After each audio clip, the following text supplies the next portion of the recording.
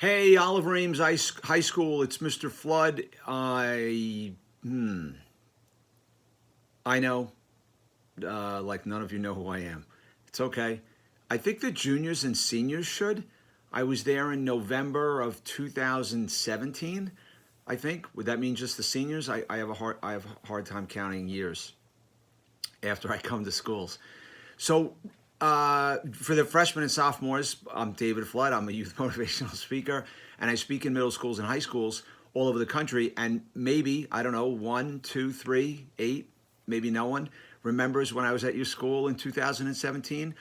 And when I've stayed in touch with Mr. Paul there, and I reached out to him and said, would you like me to make a nice, encouraging video for the kids during this weird, crazy, scary, unusual, unforeseen, what other adjectives can I come up with? Time that we're all in, being out of school for so long, and who knows if we're going back this year, if we're going back in September. We're going back at some point. We're going to go back to school. I just don't know when. So I told Mr. Paul that I would make a video for you guys and girls. And, I don't know, what the seniors or the juniors, again, I can't do the years, or those of you who even have a, remote memory of what I talked about when I was there. But I speak in schools, guys and girls, all over the country on dignity, respect, and compassion. And I give challenges when I was there. Maybe some of this is coming back now to some of the people who saw me. I challenge kids to look on the inside of people and realize we're all alike on the inside, that, we're definitely all alike on the inside. And if this pandemic doesn't prove that 100%, I don't know what can, because I'm just like the next person. I'm just as susceptible, and my family is just like the next family. We're all in this isolated but together, which is an oxymoron.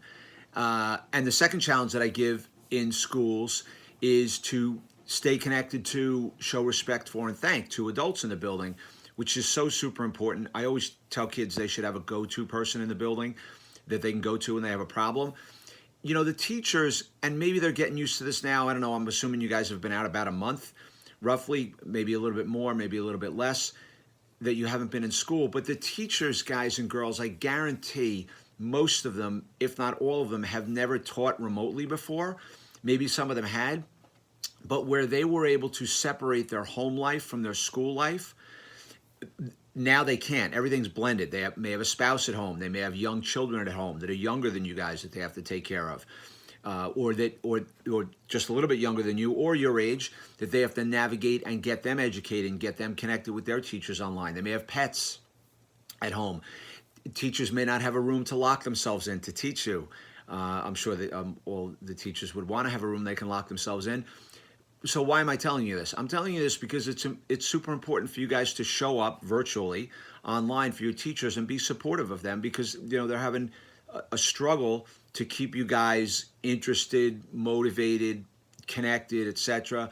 I had a teacher email me about a week and a half ago, and she said, "Mr. Flood," somebody I'd met before, "I teach hearing impaired students. I teach deaf kids, and I'm having a really hard time connecting with and keeping them interested online and in the with the way I'm teaching them remotely now." And I said, "When was the last time you wrote any? Do you think any of them got a handwritten letter in the mail?"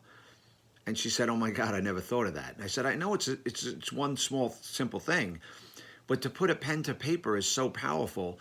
So that was the way she was going to connect with her students. So how can you be creative and connect with your teachers?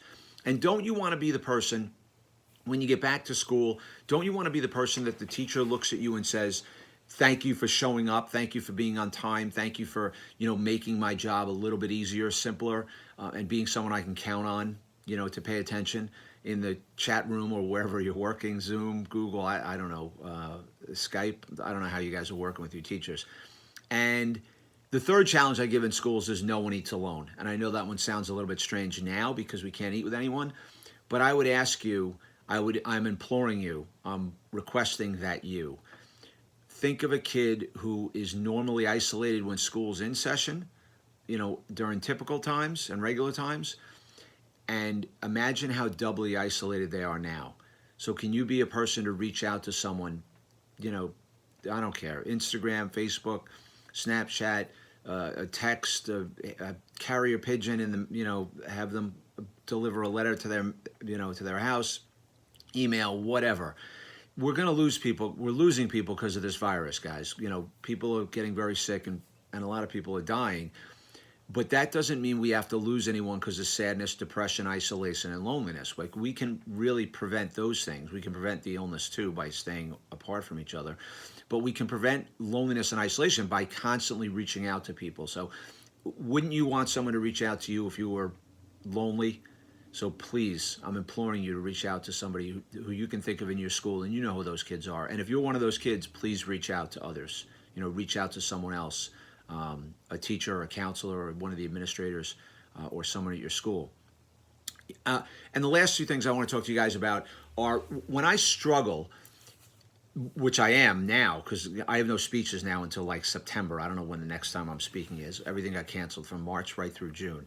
So I try to make, when I know my day is not structured, I have to structure my day. So I make a list of things that I have to do. So for instance, I'll make a list of, empty the dishwasher, make a phone call, send out a couple emails, make a video, feed the dog, walk the dog, help Justin, my son, that a lot of you know I talk about my son Justin, who has autism, get him navigated and set up online to work with his teachers. So make a list of things that you have to do. And maybe there's 9 or 10 things on the list. Maybe you do 3 of them. Maybe you do 7. Maybe you do all 10. But at the end of the day, after you've crossed things off your list, you can get a small sense of accomplishment. So if you're feeling listless, make a list. It helps. And the last thing I want to say to you before I say something to the seniors is, how are you going to come out of this situation, this weird, scary, strange situation? How are you going to come out of this? Because you can come out of this a better person. Not better than anyone else, but you can come out of this a better version of yourself. If you work on self-development, if you work on self-improvement, if you work on your social emotional wellness, if you stay connected to others, you can come out of this better than if this didn't happen.